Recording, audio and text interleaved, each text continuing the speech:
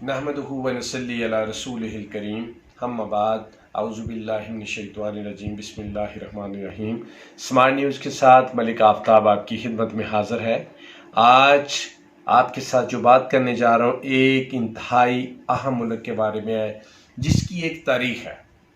ये अरब मुल्क जो कि बहुत ही गुर्बत में मुब्तला था, जिसके बशिंदों की तादाद को 30 से 40 हज़ार थी, और गुर्बत की ऐसी लकीर के भूख और फाके उस मुल्क में आम थे। सहरा के साथ, रेगिस्तान के साथ ये मुल्क ये ऐसी पोजीशन पे था कि इसका कोई सोर्स ऑफ इनकम नहीं था। तो मैं बात करने जा रहा हूँ आपके साथ शेरों की बस्ती इसको कहा जाता था। मछलियाँ पकड़ के ये लोग अपने रोज़गार चलाते थे। ये है कतर। मैं कतर की बात करने जा रहा हूँ। ये 1922 की बात है। ये 1922 में ये इस मुल्क की टोटल आबादी जो थी वो 30,000 थी, और ये आबादी अपना गुजर बसर चूँकि समंदर से मछलियाँ पकड़ने, मोती वगैरह निकालने, इस तरह के कामों में इनकी मौशियत थी, तो ये अपनी गुजर बसर करते थे। बहुत तंगी के हालात थे, बहुत गुर्बत थी। हुआ कुछ यूँ कि जापान ने इन मोतियों के अपने मुल्क में फार्मिंग शुरू कर दी।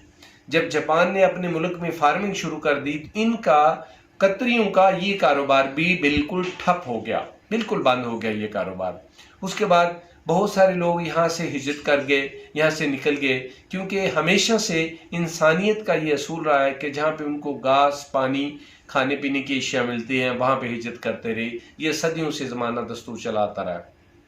तो ये यहाँ से निकल गए। इनमें से सिर्फ 24,000 लोग वहाँ पे आबाद रहे। उनकी भी गुर्बत अफलास की एक अनोखी दास्तान है।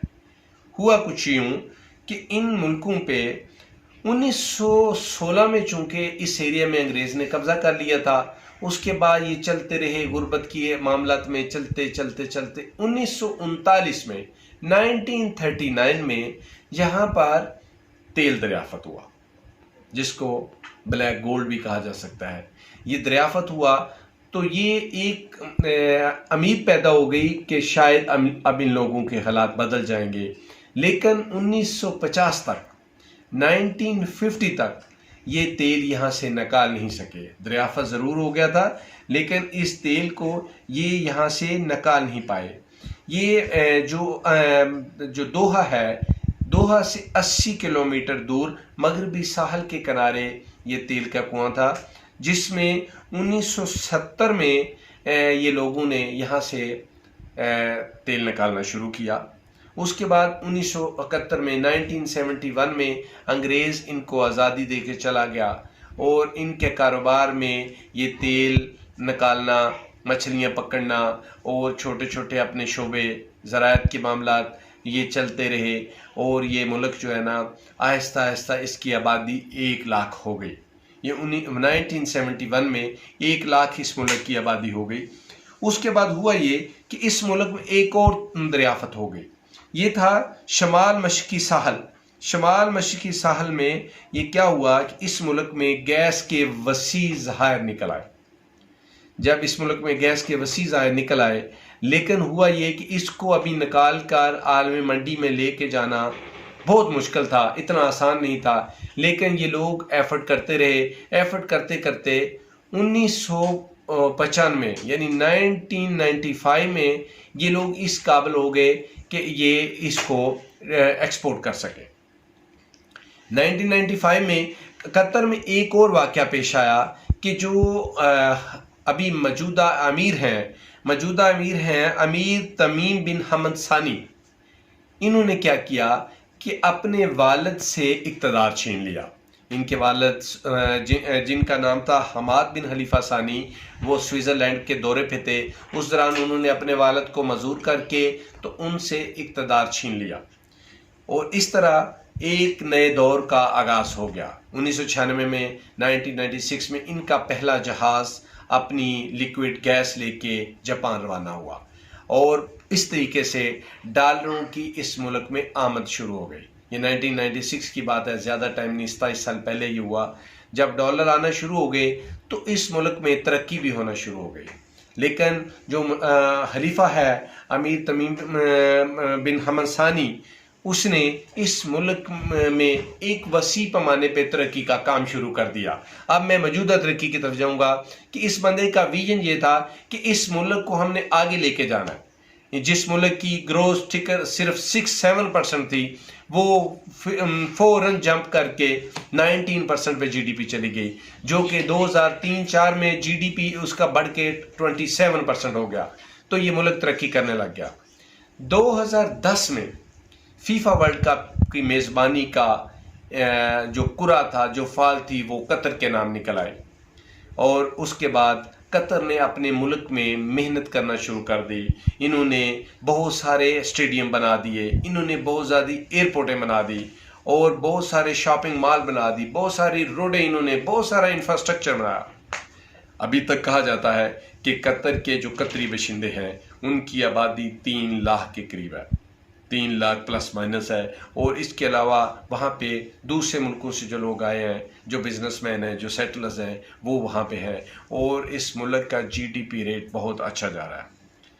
अब चूंकि कतर एक वर्ल्ड कप को होस्ट करने जा रहा था, फीफा वर्ल्ड कप को, तो उन्होंने इंटरनेशनल म्यार का इंफ्रास्ट्रक्चर डेवलप किया। इंफ्रास्ट्रक्चर डेवलप करके वक्त गुजरता गया, दिन गुजरते गए और आज कतर मेज़बानी कर रहा है। कतर में फीफा वर्ल्ड कप जारी है। लेकिन सबसे अच्छी बात, जिसने मुसलमानों के दिल जीत लिए, कतरी अमीर को मुसलमानों ने फर्जंद इस्लाम का लक़ब दे दिया, वो ये था कि कतरी अमीर ने ये ऐलान कर दिया कि इस मुल्क में फीफा वर्ल्ड कप के दौरान जितने भी लोग आएंगे वो हमारे मेहमान हैं, हम उनका भरपूर तरीके से ख्याल रखेंगे, लेकिन वो मेहमान भी हमारी रवायत का ख्याल रखेंगे। इस मुल्क में कोई इस्लाम से हट के गैर शरई काम नहीं होगा, शराब सरेआम फ़रोख्त नहीं होगी, इसके अलावा बदकारी के अड्डे, ये चीज़ें वर्ल्ड कप की आड़ में नहीं चलेंगी, क्योंकि सिर्फ 1 घंटे का मैच होता है जो कि फ़ुटबॉल का मैच है। 1 घंटा, 23 आवर्स तमाशाई जो होते हैं, जो मैच देख रहे हैं, वो किसी भी मुल्क में आते हैं तो अपनी अय्याशी के लिए आते हैं। लेकिन कतर की हुकूमत ने जगह जगह ये लिख के लगा दिया, जगह जगह कुरान पाक की आयतें लिख के लगा दी कि इनके साथ किसी किस्म का गैर इस्लामी, गैर इलाकी रवैया नहीं रखा जाएगा जितने लोग भी आएंगे। और इसी तरह जो गैर मुल्की आ रहे हैं वो भी हमारे मुल्क में आके हमारी रवायत का भरपूर तरीके से ख्याल रखेंगे। कतर में फीफा वर्ल्ड कप की इफ्तिताही तकरीब जब हुई तो इसके पहले कि वहाँ पे कोई म्यूज़िकल नाइट होती, इसके पहले वहाँ पे कोई अगर म्यूज़िकल कंसर्ट होता, लेकिन नहीं, कतर के अमीर ने और कतर की हुकूमत ने वहाँ पे इफ्तिताह किया कुरान पाक की तिलावत से। वहाँ पे कुरान पाक की तिलावत हुई, सूरह हुजरात के बारे में बयान किया गया कि किस तरीके से तुम लोग मुसलमान और गैर मुस्लिम बिखरे हुए थे, अल्लाह ताला ने तुमको इकट्ठा किया और अल्लाह ताला ने हुक्म दिया कि दीन के ताबे हो जाएं, प्यारे नबी सल्लल्लाहु अलैहि वसल्लम का आखिरी नबी मान लें और अपनी ज़िंदगी को इस्लामी तरीके से गुजारें। इसके बाद मैचेस हो रहे हैं वहाँ पे, जो गैर मुल्की हैं, जो यूरोपियन हैं, उनको बहुत तकलीफ़ हो रही है। वो चाह रहे हैं कि इस मुल्क के अंदर जो है ना हर तरह की अय्याशी का मौका मिले, लेकिन नहीं, हरगिज़ नहीं, ऐसा नहीं हो सकता। कतर ने सबसे अच्छा काम जो किया है वो ये किया कि उन्होंने पूरी दुनिया से बेहतरीन उलमा इकराम को मदऊ किया है।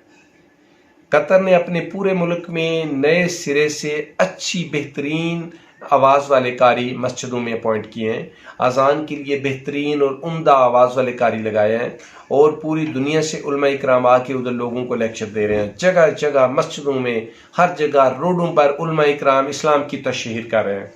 इफ्तिताही मैच में डॉक्टर जाकिर नाइक को मदऊ किया गया। डॉक्टर जाकिर नाइक का लेक्चर हुआ और इस लेक्चर से इंडिया के पेट में मरोड़ पड़ी, क्योंकि इंडिया वो मुल्क है जिसने जाकिर नाइक को मुल्क बदर किया हुआ है। और उलमा इकराम जो पूरी दुनिया से जो आए हैं, पूरी दुनिया के लोगों को लेक्चर दे रहे हैं और इस इस्लाम की तशहीर के नतीजे में जर्मनी के लोग मुसलमान हुए हैं, अफ्रीका के लोग मुसलमान हुए हैं और अब तक के अंदाजे के मुताबिक 500 से 1000 के करीब लोग दायरा इस्लाम में दाखिल हो गए हैं। ये बहुत बड़ी बात है, बहुत अच्छी बात है।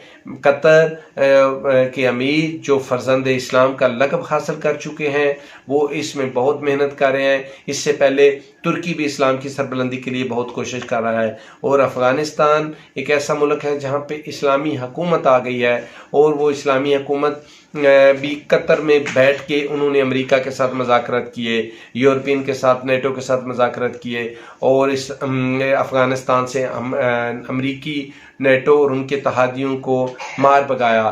اس میں اب جا کے لوگوں کو سمجھ آئی ہے کہ اس میں قطر کا کتنا بڑا کردار تھا۔ تو یہ تھا جو میں نے آج کی تاریخ آپ کو بیان کی کہ قطر جو ایک مچھیروں کی بستی تھی، جہاں پہ غربت و افلاس کے ڈیرے تھے، کس طریقے سے انہوں نے پچھلے 40-50 سال محنت کر کے اپنے ملک کو ترقی کی بلندیوں میں لے گئے، اور بہت زیادہ جو ہے نا اپنے ملک کا نام روشن کر دیا، اسلام کا نام روشن کیا، اور مسلمانوں کے دل میں بھی انہوں نے عزت پائی۔ آج کے لیے اتنا ہی تھا۔ مزید ویڈیو کے لیے ہمارے چینل کو سبسکرائب کیجیے گا، اور بیل آئیکن کا بٹن ضرور دبائیے گا۔ ملک آفتاب کو اجازت ہے۔